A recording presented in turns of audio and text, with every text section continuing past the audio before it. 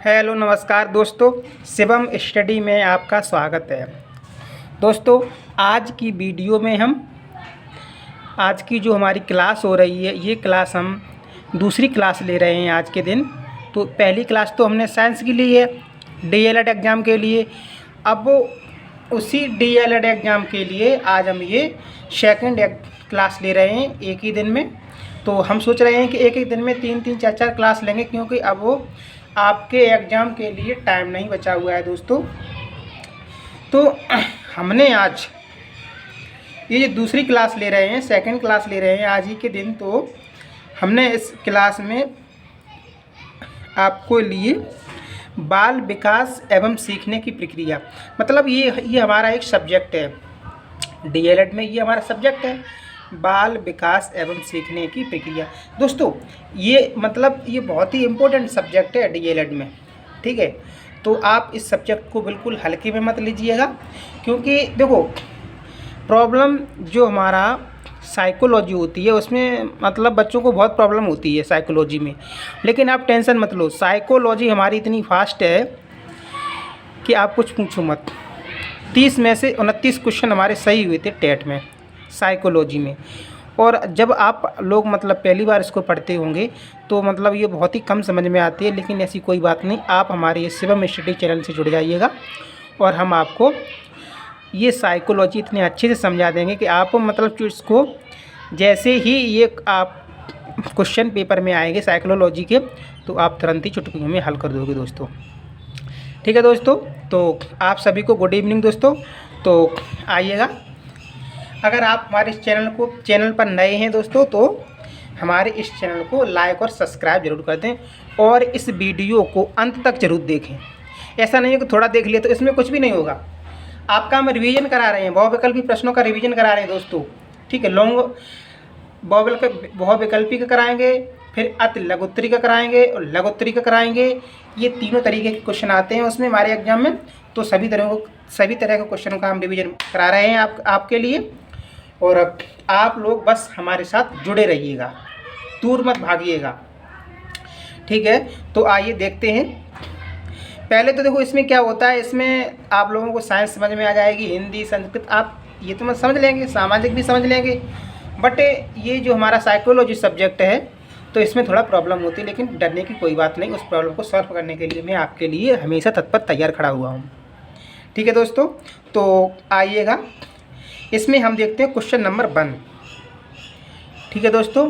देखो दोस्तों, अभी हम क्या कर रहे हैं, अभी तो हम फिलहाल में आपको जल्दी बता रहे हैं इसमें, क्योंकि इतना टाइम नहीं है मेरे पास। हम जब साइकोलॉजी की क्लास लेंगे, जब हम नोट्स बनवाएंगे ना साइकोलॉजी की, तो वहाँ पर आपको हम फुल डिटेल में सब कुछ पढ़ाएंगे, ठीक है। जैसे ये टोलमैन है, स्किनर हैं, कोहलर हैं, हल हैं, ठीक है। ये प्रतिपादक हैं, इन्होंने सिद्धांत दिए हैं साइकोलॉजी में, इन्हीं के सिद्धांतों पर साइकोलॉजी टिकी हुई है, इन्हीं के नाम ये दे रखे हैं यहाँ पर। इन सभी के बारे में हम आपको बारी बारी से हम आपको पूरा पढ़ा देंगे, ठीक है। तो आइएगा, ये देखते हैं हम। सबसे पहले फर्स्ट क्रिया प्रसूत का, जो क्रिया प्रसूत अधिगम सिद्धांत के प्रतिपादक हैं। क्वेश्चन ये कह रहा है कि जो क्रिया प्रसूत सिद्धांत दिया है वो किसने दिया है। ये फर्स्ट ऑप्शन हमारा टोलमैन, क्या टोलमैन ने दिया है। दूसरा स्किनर, कोहलर और हल। दोस्तों, ये प्रतिपादक हैं, ये व्यक्तियों के नाम हैं। आपको लग रहा है ये हल समझे, पता नहीं, हल हमारा जोतने वाला हल नहीं है, ये एक प्रतिपादक हैं, ये वैज्ञानिकों के नाम है ये, ठीक है दोस्तों। तो आप लोगों को अगर ये आते हों तो कमेंट बॉक्स में ज़रूर आंसर सेंड कीजिएगा मेरे पास हमारे बताने से पहले। अगर नहीं आते हैं तो कोई बात नहीं, आप हमारे साथ जुड़े रहिएगा और मेरे साथ चलिएगा, हम आपको बता देंगे, ठीक है दोस्तों। तो जो क्रिया प्रसूत है वो स्किनर का सिद्धांत है दोस्तों, ठीक है। क्रिया प्रसूत स्किनर, देखो क्रिया प्रसूत स निकल रहा है इसमें, क्रिया प्रसूत हमने तो ऐसे ही याद किया है। ये जो क्रिया प्रसूत अधिगम का सिद्धांत है वो स्किनर ने, तो क्रिया प्रसूत स निकल रहा है इसमें। तो इसमें देखो इसमें भी सा है, तो क्रिया प्रसूत स्किनर, मैंने तो ऐसे ही याद किया है, मैंने तो शुरुआत से जब से मैंने इसको पढ़ा हुआ है साइकोलॉजी को, आप भी ऐसे ही याद कर लें। देखो हम बहुत से क्वेश्चन ऐसे होते हैं, देखो पढ़ने के लिए बहुत है, कोई एक सब्जेक्ट तो है नहीं या एक क्वेश्चन नहीं है। तो कुछ ना कुछ हम ऐसे अपने दिमाग में ट्रिक बना लेते हैं जिससे जैसे ही वो क्वेश्चन हमारे सामने आता है वैसे ही हमको आंसर एकदम ध्यान में आ जाता है कि हमने ये ट्रिक बनाई थी, या ठीक है ये वर्ड हमने मिलाए थे आपस में तो हमारा ये आंसर निकल के आ रहा था। तो आप वो वर्ड मिलाइएगा दोस्तों, ठीक है। तो वैसे ही जब आप वर्ड मिलाओगे ना दोस्तों तो आपको कोई प्रॉब्लम नहीं होगी दोस्तों। इसी तरह से हमने 1 से 30 क्वेश्चन हमने सही किए थे टेट में, ठीक है दोस्तों। तो इसी प्रकार से आप देखते रहिएगा। तो सेकंड नंबर क्वेश्चन हमारा ये कह रहा है कि आपराधिक प्रवृत्ति का सर्वाधिक विकास होता है, ठीक। हाँ, अब देखो ये अवस्थाएं पूछी गई हैं इसमें, ये क्वेश्चन अवस्थाओं से है। जो आपराधिक प्रवृत्ति का सर्वाधिक विकास होता है, क्या शैशवावस्था में, बाल्यावस्था में, किशोरावस्था में या प्रौढ़ावस्था में, बताइएगा दोस्तों अगर आपको मालूम है।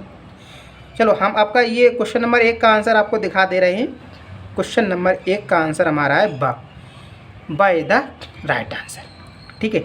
अब जो आपराधिक प्रवृत्ति होती है उसका विकास, जो ये बच्चों की बात कर रहा है दोस्तों, ये बाल विकास है, ठीक है। तो भाई ये DLED का एग्ज़ाम है, तो DLED जो वाले बच्चे हैं, ठीक है, जो BTC वाले बच्चे हैं वो टेट पास करके प्राइमरी को ही पढ़ाएंगे ना। तो ये यहाँ पर जितने भी बातें होंगी वो हमारे वो सभी बातें बच्चों के बारे में होंगी, छोटे बच्चों के बारे में, जो 1 से लेकर 5 तक के बच्चे हैं उन्हीं के बारे में होंगी, कोई बड़े बच्चों के बारे में नहीं होगी। तो वही क्वेश्चन ये कह रहा है कि जो आपराधिक प्रवृत्ति का सर्वाधिक विकास होता है, ठीक है, बच्चों में जो अपराध की प्रवृत्ति होती है उसका विकास कुछ किस अवस्था में होता है दोस्तों। ये अवस्थाएं हम आपको बारी बारी से इन अवस्थाओं को भी पढ़ाएंगे, बट जब क्लास लेंगे तब उसमें पढ़ाएंगे। अभी तो आप शॉर्ट में समझ लो। हाँ, ये शैशवावस्था है, फिर उसके बाद बाल्यावस्था आती है, फिर किशोरावस्था आती है, फिर प्रौढ़ावस्था आती है दोस्तों। तो आइएगा, तो दोस्तों किशोरावस्था, जो किशोरावस्था है हमारी 18 वर्ष से ऊपर की जो अवस्था किशोरावस्था है, उसी अवस्था में जो आपराधिक प्रवृत्ति का सर्वाधिक विकास होता है। तो हमारा क्वेश्चन नंबर 2, तो क्वेश्चन नंबर 2 का हमारा स इज़ द राइट आंसर। किशोरावस्था में आपराधिक प्रवृत्ति का सर्वाधिक विकास होता है दोस्तों। आइएगा हम चेक करते हैं। हाँ, स हमारा सही निकला है, ठीक है दोस्तों। ये क्वेश्चन आए हुए हैं DLED एग्जाम में, ये क्वेश्चन आए हुए हैं और आप टेंशन मत लो। हम जो क्वेश्चन आपको बताएंगे ना, आप वो क्वेश्चन एकदम अच्छे से कंठस्थ कर लीजिएगा। आपको ये एग्जाम में मिलेंगे देखने के लिए। हमको ये ऐसे ही मतलब टाइम बर्बाद नहीं कर रहे हैं आपका ना अपना। हमने इसीलिए ये क्लास को शुरू किया है ताकि आप हमारे क्लास से जुड़े रहिएगा, ठीक है। आप लोगों को बता दें, नहीं मालूम हो आपको, जो DLED का एग्ज़ाम होता है उसमें 100% में से 70% बच्चे फेल होते हैं और 30% बच्चे पास होते हैं। ये पता नहीं क्यों ऐसा होता है, इतना डिफरेंट पास और फेल वाले बच्चों में इतना डिफरेंस क्यों, पता नहीं क्या है इसमें, क्यों नहीं बच्चे कर पाते हैं, जबकि इस एग्ज़ाम में कुछ भी नहीं है दोस्तों। आप हमारे शिवम स्टडी चैनल से जुड़े रहिएगा और अपनी मेहनत को, अपने पैसे को बर्बाद मत होने दीजिएगा और हर सेमेस्टर में आप पास हो जाइएगा, ठीक है। तो क्वेश्चन नंबर इसका हमारा हो गया है क्वेश्चन नंबर 2 का शैशा वो किशोरावस्था, किशोरावस्था है ये हमारी आपराधिक प्रवृत्ति का सर्वाधिक विकास इसी में होता है, ठीक है दोस्तों। क्वेश्चन नंबर 3 पे आते हैं। क्वेश्चन नंबर 3 हमारा कह रहा है कि संज्ञानात्मक क्षमता की कमी से व्यक्तित्व में कठिनाई होती है, ठीक है। जो संज्ञानात्मक क्षमता है, संज्ञानात्मक मतलब अपनी जो माइंड की क्षमता है की कमी में व्यक्तित्व में कठिनाई होती है, शारीरिक विकास में, बौद्धिक विकास में, व्यवसायिक विकास में या समायोजन में, ठीक है दोस्तों। तो 3 नंबर, क्वेश्चन नंबर 3 आपको थोड़ा कठिनाई लग रही होगी क्वेश्चनों में, लेकिन ऐसी कोई बात नहीं। ये साइकोलॉजी है दोस्तों, इसमें ऐसे ही क्वेश्चन पूछे जाते हैं, ये कटु सत्य है, हम क्वेश्चनों को नहीं बदल सकते हैं। साइकोलॉजी में आपको थोड़ा जब शुरुआत में पढ़ रहे हैं तो थोड़ा कठिन लगेगा, बट आपको इन क्वेश्चनों से गुजरना पड़ेगा। तो संज्ञानात्मक क्षमता की कमी से व्यक्तित्व में कठिनाई आती, किस में आती, तो इसका ऑप्शन हमारा हो जाएगा ब इज द राइट आंसर। बौद्धिक विकास में, संज्ञानात्मक क्षमता में व्यक्तित्व में कठिनाई होती है, किसमें, बौद्धिक विकास में, ठीक है, बाय द राइट। भाई संज्ञान मतलब ज्ञान की बात कर रहा है तो बुद्धि किससे संबंधित होगा, कितनी सरल बात है, कोई इसमें कुछ करने की बात भी नहीं है कुछ, ठीक है दोस्तों। आइएगा हम देखते हैं नेक्स्ट क्वेश्चनों की तरफ जाते हैं। क्वेश्चन नंबर 4, ठीक है दोस्तों। तो क्वेश्चन नंबर 4 हमारा क्या कह रहा है, किसी दूसरी वस्तु की अपेक्षा एक ही वस्तु पर चेतना का केंद्रीकरण अवधान है, यह कथन किसका है, ठीक है। हाँ देखो, कथन निष्कर्ष वो कथन बहुत आते हैं, कोई बात बोल दी ये बात किसने बोली है। साइकोलॉजी में ऐसे बहुत क्वेश्चन आते हैं जब आप टेट सीटेट का एग्ज़ाम देने के लिए जाएंगे ना, डीएलएड करने के बाद, तो ऐसे क्वेश्चन वहाँ भरमार पड़ रहेंगे। कथन दे दिया जाएगा और वैज्ञानिकों के नीचे नाम दे दिया जाएगा और ये पूछेगा कि ये किसका कथन है, ये बात किसने कही है। तो वही ये कथन है हमारा कि किसी दूसरी वस्तु की अपेक्षा एक ही वस्तु पर चेतना का केंद्रीकरण अवधान है। ये कथन किसका है, क्रो एवं क्रो, वुडवर्थ का, डम्बिल का या एवरेल का। ये दोस्तों ये सभी वैज्ञानिकों के नाम हैं जिनके नियमों पर ही हमारा साइकोलॉजी टिका हुआ है। ठीक है दोस्तों, तो क्वेश्चन नंबर 4, तो क्वेश्चन नंबर 4 का हमारा सा इज द राइट आंसर। ये कथन डम्बिल का है। डम्बिल एक जो मनोवैज्ञानिक हुए हैं उन्हीं का कथन है ये हमारा, जो हमने आपको अभी पढ़ के बताया है। देखते हैं ऑप्शन हमारा सही निकला कि नहीं। हाँ, सा इज द राइट आंसर। ठीक है दोस्तों, तो क्वेश्चन नंबर 4 का ये सा is the right answer sir. ठीक, अब देखो व्यक्तित्व, देखो ये क्वेश्चन देखने में ऐसा लग रहा है कि बहुत छोटा क्वेश्चन। दोस्तों ये क्वेश्चन मोस्ट इम्पोर्टेंट क्वेश्चन है, ये मोस्ट इम्पोर्टेंट क्वेश्चन है ये वाला जो क्वेश्चन, क्योंकि ये हमने देखा है दोस्तों, ये टेट में बहुत पूछा जाता है। टेट में ये एकदम आपके लिए एक फेमस क्वेश्चन है, 1 नंबर पक्का है टेट के लिए। इसलिए ऐसा नहीं है कि हमने आपको ये अभी पढ़ा दिया तो आगे काम नहीं आएगा। दोस्तों आप ये क्लास लेते रहोगे तो देखो डीएलएड तो पास करोगे ही करोगे। इसके बाद जब आप टेट का एग्ज़ाम दोगे, सीटेट का एग्ज़ाम दोगे, सुपर टेट दोगे, तो ये सभी वहाँ पर काम में आएंगे आपको। ठीक है, तो व्यक्तित्व मापन की सबसे अच्छी विधि है, बताइएगा कौन सी विधि है। तो व्यक्तिगत विधि, वस्तुनिष्ठ विधि और प्रक्षेपण विधि, और द ऑप्शन है उपर्युक्त सभी। ठीक है दोस्तों, तो जो व्यक्तित्व मापन की सबसे अच्छी विधि है वो हमारी है व्यक्तिगत विधि। ये सबसे अच्छी विधि मानी जाती है व्यक्तिगत विधि। उपर्युक्त सभी नहीं करेंगे दोस्तों। ठीक है, तो देखते हैं क्वेश्चन नंबर 5 का हमारा आज द राइट आंसर सही निकला है दोस्तों। तो अब हम आते हैं क्वेश्चन नंबर 6 नंबर पे। ठीक है, 5 हमारा हो गया है, क्वेश्चन नंबर 6। अब देखो, हाँ ये देखो ये क्वेश्चन आज पता नहीं क्यों ये आज हमने पहली क्लास ली है। क्वेश्चन एकदम बढ़िया लल्लन टॉप क्वेश्चन आ रहे हैं, एकदम बहुत ही अच्छे मोस्ट क्वेश्चन आ रहे हैं, मोस्ट इंपोर्टेंट क्वेश्चन। तो क्वेश्चन नंबर 6 हमारा है। तो क्वेश्चन नंबर 6 हमारा कह रहा है कि भाटिया बैटरी परीक्षण संबंधित है किससे, अभिरुचि से, व्यक्तित्व से, बुद्धि से। ये एक परीक्षण हुआ था भाटिया बैटरी परीक्षण, हम आपको फुल डिटेल में इसके बारे में बताएंगे। बहुत ही अच्छा परीक्षण है ये। इसके बारे में पेपर वाला एग्जामिनर 100% 1 या 2 क्वेश्चन इसके बारे में पूछता है। ठीक है दोस्तों, तो जो ये भाटिया बैटरी परीक्षण है ये किससे संबंधित है। क्वेश्चन देखो, जैसे ये क्वेश्चन है ना, ऐसे ही क्वेश्चन सेम क्वेश्चन दोस्तों टेट एग्जाम में, सुपर टेट एग्जाम में साइकोलॉजी संबंधित पूछे जाते हैं। भले ही जब आप पढ़ेंगे तो साइकोलॉजी आपको देखने में या पढ़ने में बहुत ही कठिनाई महसूस होगी, बट जब आप उनके क्वेश्चनों को हल करेंगे ना तो आप एकदम चुटकियों में हल करेंगे जब आप 7 स्टडी चैनल से जुड़े रहिएगा।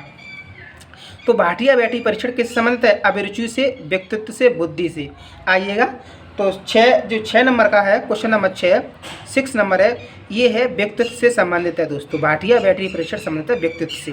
देखो दोस्तों, ऐसा होता है कभी कभी, जैसे पेपरों में भी हमने तो ऐसा किया है, जैसे मुझे कोई क्वेश्चन नहीं आता है, जैसे हमको ये वाला क्वेश्चन आ रहा है, ये वाला व्यक्तित्व मापन की सबसे अच्छी विधि है व्यक्तिगत। ठीक है, तो इसमें व्यक्तित्व की बात इसमें भी की गई है।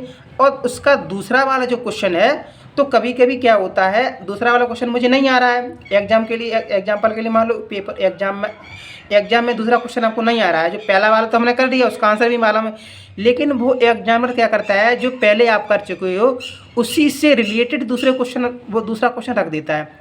तो हम क्या करते हैं, हम जो रियल में हम करते हैं, हम किसी की मतलब हम वीडियो देख के नहीं बता रहे हैं, जो हम रियल में करते हैं वो बता रहे हैं आपको। तो जो पहला क्वेश्चन कर चुके हैं, जैसे क्वेश्चन नंबर 5 हमने किया है, ये व्यक्तित्व से संबंधित है, तो दूसरा क्वेश्चन भी उसी से संबंधित हो सकता है। ठीक है, तो इस तरह से हम लगाते हैं और मेरा सही हो जाता है। देखो अब दूसरा क्वेश्चन हमारा ये रख दिया कि भाटिया बैटरी परीक्षण संबंधित है किससे, व्यक्तित्व। देखो हमारा आंसर सही हो गया। तो इस तरह से भी मतलब इसे कहते हैं तुक्का लगाने वाली ट्रिक। देखो दोस्तों, हम आपको जो तुक्का वाली ट्रिक है, हम ये तो नहीं बताएंगे आप तुक्का, ये तो इससे सहमत नहीं होंगे कि आप तुक्का लगाओ। बट क्या होता है, जैसे इसमें टेट एग्जाम में क्या है, 1 से 50 क्वेश्चन आते हैं और आपको सभी क्वेश्चन करने हैं, इसमें माइनस मार्किंग नहीं होती है दोस्तों। ठीक है। तुक्का लगाना भी कोई गलत बात नहीं है, बट अगर आपको आता हो तो तुक्का ना लगाएं, क्योंकि सही नहीं रहता है। अगर सही क्वेश्चन हो जाए तो बढ़िया बात है, माइनस मार्किंग में तुक्का लगाएगा तो माइनस में आप चले जाओगे। बट देखो, तुक्का लगाने की भी कई ट्रिकें हैं, लेकिन हम आपको वो ट्रिक नहीं बताएंगे। हम आपको वो बताएंगे जो हमने रियल में अनुभव किया है, हमने जो प्रैक्टिकल खुद करके तुक्का लगाए और फिर उस तुक्के में हमारे कितने सही गए, हम आपको वो तरीका बताएंगे अपनी क्लास में। ठीक है दोस्तों, आइएगा, क्वेश्चन नंबर 6 हमारा हो गया है। तो क्वेश्चन नंबर 6 हमारा ये हमारा होगा, भाटिया बैठी परीक्षण किस संबंधित व्यक्तित्व से संबंधित है। ठीक है दोस्तों, तो हमारा बाय द राइट आंसर हो गया है। तो अब आते हैं हम क्वेश्चन नंबर 7 नंबर पे। क्वेश्चन नंबर 7 हमारा क्या कह रहा है? क्वेश्चन नंबर 7 कह रहा है दोस्तों कि शिक्षा में सृजनात्मकता का प्रयोग किस रूप में होता है। जो शिक्षा है, तो शिक्षा में सृजनात्मकता का प्रयोग किस रूप में होता है। देखो दोस्तों, सृजनात्मकता, इसके बारे में आपको नहीं मालूम होगा कि सृजनात्मकता है क्या, बट आप अभी बस ऐसा ही समझ लो कि सृजनात्मकता एक वर्ड है, उसका कुछ ना कुछ तो मतलब होगा। ठीक है दोस्तों, हम आपको सब कुछ बता देंगे क्लास में। तो शिक्षा में सृजनात्मकता का प्रयोग किस रूप में होता है? सीखना, तर्क, चिंतन या कल्पना। आप इन चारों ऑप्शन में अगर आपको मालूम है तो आप जवाब दीजिएगा, नहीं तो हम आपको इसका आंसर बता रहे हैं। तो इसका आंसर है चिंतन। जो शिक्षा में जो सृजनात्मकता का प्रयोग किस रूप में होता है? चिंतन के रूप में होता है। क्वेश्चन नंबर 7 का स इज द राइट आंसर। ठीक है दोस्तों, अब क्वेश्चन नंबर 8 नंबर का क्वेश्चन है हमारा ये दोस्तों। तो क्वेश्चन नंबर 8 हम आते हैं क्वेश्चन नंबर 8 पे। तो क्वेश्चन नंबर 8 हमारा क्या कह रहा है कि बुद्धि का तरल मोजेक मापक किसने दिया। ठीक है, बुद्धि का तरल मोजेक मापक किसने दिया? ये हमारे जो मनोवैज्ञानिक हैं, कैटल, गिलफर्ड, थर्स्टन और स्पीयरमैन, इसने किसने दिया बुद्धि का तरल मापन का मोजेक मापन किसने दिया है? तो क्वेश्चन नंबर 8 का दोस्तों आप हमारे कमेंट बॉक्स में, हमने आपको ये एक बात नहीं बताई है। हम जब मतलब उसकी साइंस की क्लास ले रहे थे तो साइंस तो सभी की अच्छी, लगभग हम 2 सेकंड का टाइम देते हैं दोस्तों, 2 सेकंड का आपको। मतलब अगर आपको वो क्वेश्चन आ रहा है ना, हम आपको ऑप्शन क्वेश्चन को बता देंगे, फिर हम उसके बाद 4 ऑप्शन को बता देंगे। अगर आपको वो क्वेश्चन आ रहा है, क्वेश्चन का आंसर आ रहा है, तो आप तुरंत 2 सेकेंड भी ही लगेंगे, आप तुरंत टिक कीजिएगा, मतलब A या B C कुछ भी लिख के भेज दीजिएगा। तो इससे क्या होता है, मुझे मालूम पड़ जाएगा हाँ किस बच्चे की कितनी अच्छी तैयारी है। इसीलिए मैंने ये सब करने को कहा है आपको। तो आप भी इसमें कर सकते हैं। 2 सेकंड का टाइम दे रहे हैं, देते हैं हम आपको हर क्वेश्चन में। ठीक है दोस्तों, और उसने अपने कमेंट बॉक्स में जितनी जल्दी हो अपना पहला, जिसका आंसर सबसे पहले आएगा हम उसका नाम लेंगे दोस्तों नेक्स्ट क्लास में। ठीक है दोस्तों, कमेंट हम बाद में देखते हैं। ठीक है दोस्तों, अब हाँ क्वेश्चन नंबर 8। तो क्वेश्चन नंबर 8 है, इसका हमारा आंसर है कैटल। जो कैटल ने बुद्धि का तरल मोजेक मापन दिया था। आइए चेक करते हैं क्वेश्चन नंबर 8 का ऑप्शन सही है दोस्तों। ठीक है, अब क्वेश्चन नंबर 9 पे आते हैं। तो अब देखो, हाँ ये बहुत ही इंपॉर्टेंट, देखो क्वेश्चन ये बहुत ही अच्छे क्वेश्चन आ रहे हैं, मेरे पढ़े हुए क्वेश्चन है, और ये मुझे मालूम है हाँ एग्जाम में पूछे जाते हैं, और जो नया बंदा होगा उसको लगता है क्या है ये, कुछ समझ में नहीं आ रहा है इसमें, बट आपको समझना पड़ेगा। आप अगर टीचर बनना है तो आपको समझना पड़ेगा दोस्तों। बगैर देखो, टीचिंग लाइन में क्या है, जो जब आप टेट निकालोगे या सुपर टेट निकालोगे तो इसमें 2 सब्जेक्ट बहुत ही 2 या 2-3 सब्जेक्ट ऐसे हैं जो बहुत ही अपना अच्छा रोल निभाते हैं। जैसे देखो साइकोलॉजी दोस्तों, बगैर साइकोलॉजी के आप और सुपर टेट नहीं निकाल पाओगे, बगैर मैथ के सुपर टेट नहीं निकाल पाओगे। और इसमें सब, और आपको जो करंट है, करंट का भी बहुत ही महत्वपूर्ण योगदान है। तो करंट के लिए आप सब लोग गौरव सर जुड़े रहिएगा। गौरव सर जो हमारे कहाँ से, वो जयपुर राजस्थान से वो क्लास लेते हैं ना, तो उनसे जुड़े रहिए। करंट के लिए बहुत अच्छा पढ़ाते हैं वो सर। ठीक है दोस्तों, आइएगा तो क्वेश्चन नंबर 9 नंबर क्वेश्चन। तो 16 PF ये मापनी है का प्रयोग किसके मापन हेतु किया जाता है? सृजनात्मकता, व्यक्तित्व, दबाव या अभिरुचि। ठीक है, तो ये 16 PF वाला है जो क्वेश्चन बहुत ही एग्जाम में आता है। तो ये मतलब इसका प्रयोग है किसके मापन हेतु किया जाता है? तो क्वेश्चन नंबर 9 इसका आंसर है व्यक्तित्व। ठीक है, बाय द राइट आंसर। जो 16 PF जो मापनी है, इसका प्रयोग व्यक्तित्व के मापने के हेतु किया जाता है दोस्तों। आइए देखते हैं, हम चेक करते हैं क्वेश्चन नंबर 9 का what is the right answer. ठीक है दोस्तों, आइएगा अब क्वेश्चन नंबर 10। तो क्वेश्चन नंबर 10 हमारा क्या कह रहा है कि निम्नलिखित में से कौन सा व्योगास्की, ये एक मनोवैज्ञानिक का नाम है, के सामाजिक सांस्कृतिक के निम्नलिखित में से कौन सा व्योगास्की के सामाजिक सांस्कृतिक सिद्धांत पर आधारित है। ठीक है, अंतर्दृष्टिपूर्ण अधिगम, सक्रिय अधिगम, पारस्परिक शिक्षण, संस्कृति निरपेक्ष संज्ञानात्मक विकास। ये 4 ऑप्शन है दोस्तों, और इन चारों ऑप्शन में से आपको इसका आंसर बताना है। तो क्वेश्चन नंबर 10 इसका आंसर है पारस्परिक शिक्षण इज द राइट आंसर। ठीक है, तो क्वेश्चन नंबर 10 का आंसर हमारा है पारस्परिक शिक्षण। ठीक है दोस्तों, आइएगा क्वेश्चन नंबर 11 यानी कि 11 नंबर क्वेश्चन पे हम चलते हैं दोस्तों। ठीक है दोस्तों, आइए क्वेश्चन नंबर 11। क्वेश्चन नंबर 11 हमारा क्या कह रहा है कि प्रगतिशील शिक्षा के संदर्भ में निम्नलिखित में से कौन सा कथन जॉन डेवी के अनुसार समुचित है। देखो, ये जॉन डेवी है ना, ये भी हमारे एक मनोवैज्ञानिक हैं। बहुत ही, जब आप साइकोलॉजी को अच्छे से पढ़ेंगे ना दोस्तों, तो इसमें जो हमारे मनोवैज्ञानिक हैं, तो उन मनोवैज्ञानिकों के अजीब अजीब से नाम आएंगे। लेकिन घबराने की कोई बात नहीं, आपको नाम लिखने के लिए नहीं आएगा, बात है आप उनका बस नाम याद रखे रहना बस अपने दिमाग में। इसके ऑप्शन है हमारा कक्षा में विद्यार्थियों का निरीक्षण करना चाहिए, न कि सुनना चाहिए, व मारना चाहिए। ठीक है दोस्तों, आइए नेक्स्ट पेज पे चलते हैं हम। अब कुछ जो हमारा ऑप्शन है, जो क्वेश्चन नंबर 11 है, इसका हमारा 100 ऑप्शन है विद्यार्थियों को स्वयं ही सामाजिक समस्याओं को सुलझाने में सक्षम होना चाहिए या उपर्युक्त सभी। ठीक है दोस्तों, तो क्वेश्चन नंबर 11 का हमारा आंसर है, देखो उपर्युक्त सभी तो नहीं होगा, क्योंकि आपने पीछे वाले जो हमने ऑप्शन बताए उनको देखना, और ये ऑप्शन ये बहुत ही अलग अलग हैं, ये मैच नहीं कर रहा है, आपको अलग अलग दिशा में जा रहा है ये 2-3 ऑप्शन, तो ये उपर्युक्त सभी तो नहीं हो सकता। बहुत से हमारे जो भाई लोग हैं, बहनें भी हैं हमारी, तो वो क्या करते हैं, जैसे ही उन्होंने उपर्युक्त सभी का ऑप्शन देखा तो वो एकदम तुरंत जल्दी क्या करती हैं, वो आँखें मीच के बस उपर्युक्त सभी उसमें मार देते हैं। लेकिन देखो, हर क्वेश्चन में उपर्युक्त सभी नहीं होता है। ठीक है, तो इसका आंसर है हमारा इधर राइट आंसर, विद्यार्थियों को स्वयं ही सामाजिक समस्याओं को सुलझाने में सक्षम होना चाहिए। देखो दोस्तों, साइकोलॉजी में क्या है, साइकोलॉजी में इसमें देखो, हाँ अब जो बात आ गई तो हम आपको बात बतानी पड़ेगी। इसमें जब भी हमको कोई क्वेश्चन समझ में नहीं आ रहा है, तो दोस्तों हम हमेशा पॉजिटिव वर्ड में जाएंगे, मतलब जो बच्चे के हित की बात कही गई हो, उसमें बच्चे की अहित की बात नहीं हो, जो बच्चे की हित की बात हो, जिस ऑप्शन में हमारा वो ऑप्शन हम आँख बंद करके हम उस ऑप्शन पे टिक मार देंगे, तो वो ऑप्शन हमारा सही होगा। कोई माई का हाल उस ऑप्शन को, हमारे उस आंसर को गलत नहीं कर सकता है, भले ही हमको कुछ आता हो ना आता हो, हमने सही आंसर टिक करके दिया है, उसको नंबर देना ही पड़ेगा। हाँ, इसलिए जो बच्चों के हित की बात हो, पॉजिटिव वर्ड, साइकोलॉजी में देखो दोस्तों, जितनी जो साइकोलॉजी कठिन है ना, वो उतनी ही अगर सही से पढ़ो ना, तो वो उतनी ही सरल है। तो साइकोलॉजी में हमेशा पॉजिटिव वर्ड हमको ढूंढना चाहिए और उसी ऑप्शन पे टिक लगाना चाहिए। और पॉजिटिव वर्ड में मतलब जो बच्चों के हित की बात की गई हो, अहित की बात ना हो उसमें। ठीक है दोस्तों देखो, आप ये मतलब मन में सोच रहे हैं कि ये बोलता बहुत है, ये टीचर बोलता बहुत है, बट दोस्तों हम क्या कर रहे हैं, हम आपको देखो बोलने के साथ हम पढ़ा भी रहे हैं, हम आपके जो मन में जो भय घुसा हुआ है ना साइकोलॉजी का, हम वो निकाल रहे हैं।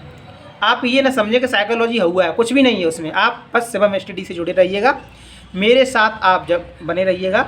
भले ही मेरा चैनल नया है दोस्तों, लेकिन हम आपको बिल्कुल ये एहसास नहीं होने देंगे, क्योंकि मैंने ये पढ़ाई चैनल पे तो मैंने अभी की है, बट मुझे 5-6 साल हो गए टीचिंग की तैयारी करते करते। ठीक है दोस्तों, तो मुझे मालूम है किस तरीके से कैसे पढ़ाना है, क्या क्या एग्जाम में आता है। ठीक है दोस्तों, इतना तो अनुभव हो गया है पढ़ते पढ़ते मुझे। ठीक है दोस्तों, तो आइए क्वेश्चन नंबर 12 पे हम आते हैं। तो इसीलिए ये सब बातें हम आपको बता रहे हैं, क्योंकि जब मैं भी नया था, तो मैं भी जब पढ़ने के लिए गया था 2019 में दोस्तों, साइकोलॉजी को पढ़ने के लिए, जब टेट का एग्ज़ाम के लिए हमने उसकी तैयारी की थी, दोस्तों तब मुझे भी मतलब बहुत ही ऐसा लग रहा था, जब साइकोलॉजी की मैंने फर्स्ट क्लास ली थी तो मेरे सर से ऊपर से ही निकल गया था पूरा साइकोलॉजी।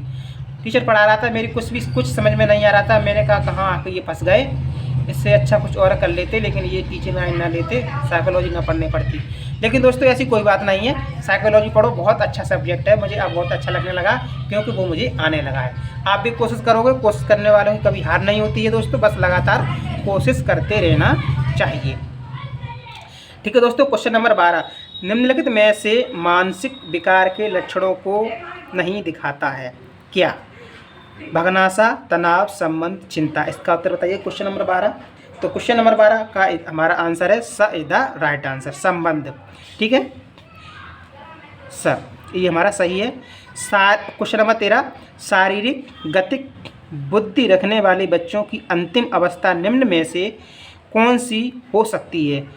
ठीक है, तो आप ये क्वेश्चन आपको दिख रहा है, तो इसके आंसर हम वो ऑप्शन बता रहे हैं, शल्य चिकित्सा, कवि, वाचक, राजनीतिक नेता। ठीक है, देखो ये बोल रहा है शारीरिक गतिक बुद्धि रखने वाले बच्चे की अंतिम अवस्था निम्न में से कौन सी हो सकती है? शल्य चिकित्सा, कवि, वाचक या राजनीतिक नेता। तो क्वेश्चन नंबर 13, तो क्वेश्चन नंबर 13 का हमारा आंसर है शल्य चिकित्सा हो सकती है, is the right answer. Question number 14, श्रवण बाधिक बच्चों को पढ़ाने के लिए प्रयुक्त की जाती है क्या? श्रवण बाधिक मतलब समझते हैं, जो बहरे बच्चे होते हैं, श्रवण मतलब सुनना, जो बहरे बच्चे होते हैं उनके लिए क्या? ब्रेल लिपि, सांकेतिक भाषा, यंत्र या सभी। देखो सभी तो नहीं होगा क्योंकि ये सांकेतिक भाषा अलग बच्चों को पढ़ाई जाती है, ब्रेल लिपि अलग पढ़ाई जाती है। ठीक है, तो सभी तो ऑप्शन नहीं होगा हमारा। तो इसका ऑप्शन जो बहरे बच्चे हैं, जो बहरा आदमी है, उसको अगर हम कुछ संकेत से कुछ कहेंगे तो वो एकदम समझ जाएगा हमारे देखने में। भाई अंधा तो नहीं है, कुछ भी बहरा सुन ही तो नहीं पाएगा, हम बोलेंगे नहीं सुन पाएगा तो हम संकेत कर देंगे इसलिए, उससे तो वो समझ जाएगा ये सामने वाला व्यक्ति हमसे क्या कहना चाह रहा है। ठीक है, तो वही क्वेश्चन हमारा कह रहा है कि श्रवण बाधिक बच्चों को पढ़ाने के लिए प्रयुक्त की जाती है। जब हम जो बहरे बच्चे हैं उनको हम सांकेतिक भाषा के रूप में पढ़ाते हैं दोस्तों। तो क्वेश्चन नंबर 14 का हमारा बाय द राइट आंसर। दोस्तों आइएगा क्वेश्चन नंबर 15, नेक्स्ट क्वेश्चन हम आपको बता रहे हैं। ठीक है दोस्तों, तो क्वेश्चन नंबर 15 है हमारा। आइए जल्दी टाइम हमारे पास कम बचा हुआ है दोस्तों। क्वेश्चन नंबर 15 हम आपको बता रहे हैं। सृजनात्मकता मुख्य रूप से संबंधित है मॉडलिंग से, अनुकरण से, अपसारी चिंतन से। तो क्वेश्चन नंबर 15, तो इसका हमारा इज द राइट आंसर, अपसारी चिंतन से संबंधित है। ठीक है दोस्तों, आइएगा क्वेश्चन नंबर 16, राष्ट्रीय पाठ्यचर्या की रूपरेखा 2005 दस्तावेज की भाषा के लिए नियत है, एक भाषा, द्विभाषा, तीन भाषा या बहुभाषा। ठीक है दोस्तों, तो क्वेश्चन नंबर 16 का है 3 भाषा के लिए ये है हमारा। तो और क्वेश्चन नंबर 17 है। ठीक है दोस्तों, तो क्वेश्चन नंबर जो 17 है हमारी, वो हमारा क्या कह रहा है कि समाजीकरण वह प्रक्रिया है जिससे बच्चे और वयस्क सीखते हैं। कहाँ पर सीखते हैं बताइएगा? समाजीकरण वह प्रक्रिया जिससे बच्चे एवं वयस्क सीखते हैं, परिवार से, विद्यालय से, साथियों से या सभी से। ठीक है दोस्तों, तो देखो समाजीकरण यानी कि जो समाज में रहते हैं, जो समाज की कुछ प्रथाएं, कुछ कुप्रथाएं, कुछ अच्छे काम, कुछ गलत काम, वो हम कहाँ सीखते हैं भाई? हम अपने घर से कुछ अच्छे काम सीखते हैं, पास पड़ोस से, साथियों से। तो इन्हीं से हम मतलब चीज़ें सीख जाते हैं धीरे धीरे करके। कोई हमको बैठा के पढ़ाता नहीं है कि सामने वाला आए तो हमको कब नमस्ते करना चाहिए। जो हमसे बड़े लोग हैं, अगर वो जब सामने आएंगे हमारे, हम उनके पास से निकलेंगे तो हमको नमस्ते करना चाहिए। ठीक है दोस्तों, तो वही समाजीकरण की बात कह रहा है ये क्वेश्चन नंबर 7। तो समाजीकरण वह प्रक्रिया जिससे बच्चा और वह सीखते हैं। कहाँ सीखते हैं? देखो परिवार से भी सीखते हैं, विद्यालय से भी सीखते हैं, साथियों से भी सीखते, सभी सीखते हैं, इसलिए ये सभी से इसका राइट आंसर हो जाएगा। तो क्वेश्चन नंबर 17 का द राइट आंसर। 18 बुद्धि लब्धि मापन के जन्मदाता हैं, स्टर्न है, टर्मेन है, बिने है या इनमें से कोई नहीं। तो क्वेश्चन नंबर 18 का टर्मन ने बुद्धि लब्धि का मापन दिया था। ठीक है दोस्तों, जड़ बुद्धि वाले बालक। अब देखो ये 3-4 प्रकार की बुद्धियाँ होती हैं, 4 प्रकार की नहीं, 6-7 प्रकार की, और इसमें ये मापन दिया होता है दोस्तों। इसमें है ये मापन दिया होता है, इसी के आधार पर हमारी जो बुद्धि का मापन होता है। ठीक है दोस्तों, अब आइए देखो जड़ बुद्धि की बात कर रहा है कि जड़ बुद्धि वाले बालक की बुद्धि लब्धि कितनी होती है। ठीक है, अब देखो जो आप लोग वो बोलते हैं कि वो बंदा बहुत इंटेलिजेंट है, वो बहुत टैलेंटेड है और वो बहुत मतलब ऐसा है कि वो बहुत पढ़ने में निल है। तो दोस्तों इन्हीं के आधार पर हम मतलब इसी बुद्धि लब्धि के आधार पर हम निकालते हैं। ठीक है, हाँ, इसके भी कुछ रूल होते हैं, उसी के हिसाब से सब निकल के आ जाता है कि कौन कितना पढ़ा लिखा हुआ है, कौन कितना मतलब टैलेंटेड है। पढ़ा लिखा की बात नहीं, कौन कितना इसके अंदर टैलेंट है। ठीक है दोस्तों, तो हम अब क्वेश्चन नंबर 9 हमारा हो गया है। क्वेश्चन नंबर 9, तो